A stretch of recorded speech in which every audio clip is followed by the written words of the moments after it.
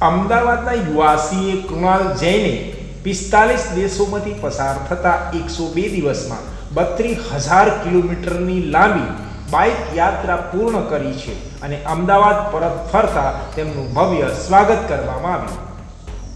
અમદાવાદના 35 વર્ષીય CA Krunal Jain bike ઉપર ભારતથી લંડન સુધીનો પ્રવાસ કરીને ભારત પરત ફર્યા.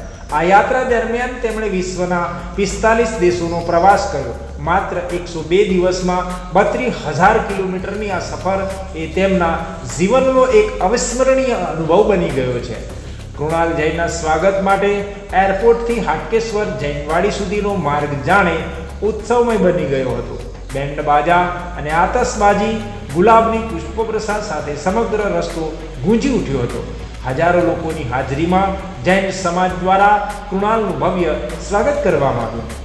આ સફરના માધ્યમથી કૃણાલે માત્ર સાહસ નહીં પરંતુ નાણાકીય જ્ઞાન, શાંતિ અને સંસ્કૃતિનો સંદેશ વિશ્વના ખૂણે ખૂણે પહોંચાડવાનો પ્રયાસ કર્યો. યુરોપ, મધ્ય એશિયા અને દક્ષિણ પૂર્વ એશિયા સહિત અનેક ખંડોમાંથી પસાર થતાં તેમણે ભારતનું ગૌરવ વધાર્યું છે. કૃણાલ જૈનનું આ સાહસિક કાર્ય માત્ર તેમના માટે નહીં પરંતુ સમગ્ર સમાજ માટે ગૌરવનો વિષય છે. આજના યુવાનો માટે આ યાત્રા એક જીવંત પ્રેરણા છે કે અશક્ય કંઈ જ નથી.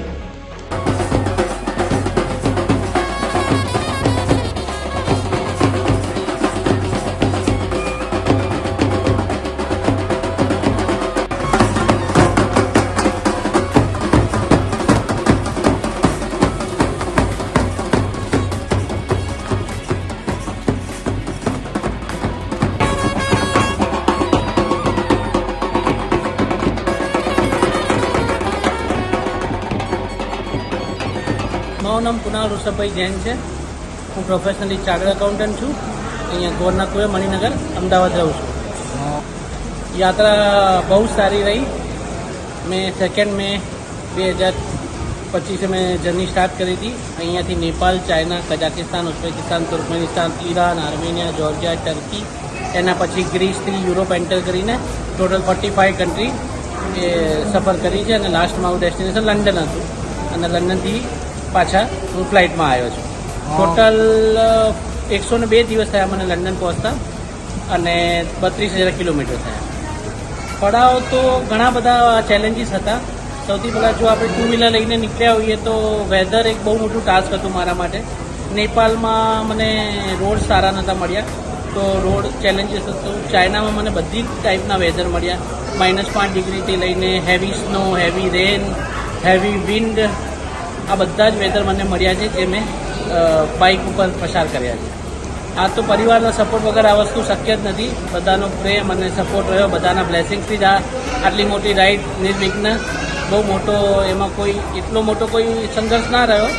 બાઇકે મને ક્યાંય કોઈ રીતે હેરાન નહીં કર્યો. બાઇક મેં 2 વાર સર્વિસ કરાવડાવી અને ફેમિલીના બધા ફ્રેન્ડ્સનો બહુ સારો સપોર્ટ રહ્યો.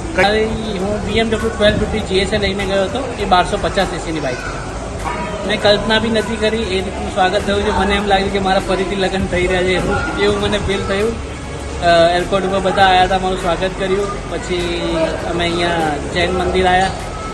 બધા ત્યાં સમાજના બધા વડીલો, મારા પરિવારના બધા, મારા ફ્રેન્ડ સર્કલ બધાએ મારું ખૂબ સ્વાગત કર્યું અને મને પ્રોત્સાહન આપ્યું. મારે મારે 2-3 દિવસે મારે વાત થઈ જતી હતી પરિવાર સાથે.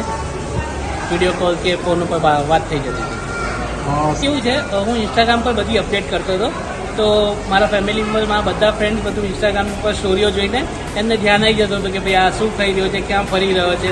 તો એ બધા માટે ઇઝી રહેતું હતું અને 2 થી 3 દિવસે મને જેમ ટાઈમ સેટ થતું હતું એ રીતે હું વાત કરી લેતો હતો બધાથી. મને બાઇક રાઇડિંગ કરતાં 4 વર્ષ થઈ ગયા. મેં ઇન્ડિયા, અમદાવાદમાં અને આખા ઇન્ડિયામાં લગભગ 1 લાખ કિલોમીટર બાઇક રાઇડ કરેલી છે. બાઇક રાઇડ કેવું છે, તમારાથી એક મિલન એવું કહી શકાય કે તમારે એકલાએ જ એ સફર પાર કર્યો છે મેં. તો તમે એકલાએ યાત્રા કરી, તમે જે બી તમારી સ્ટોરી તમે જ જાણો છો, તમે એને કઈ રીતે આખા બધા પ્રોબ્લેમ્સને ફેસ કર્યા. કારણ કે આખું મેનેજમેન્ટ છે, એવરી ડે હોટલ બુકિંગ કરવી, દરેક વેધર ફૂડ મેનેજ કરવું, રૂટ પ્લાનિંગ કરવું, આખી બધી કન્ટ્રીમાં ક્યાં ક્યાં ફરવું છે એ બધું પ્લાનિંગ કરવું, તો એક ટાઈમ જ નહોતો મળતો.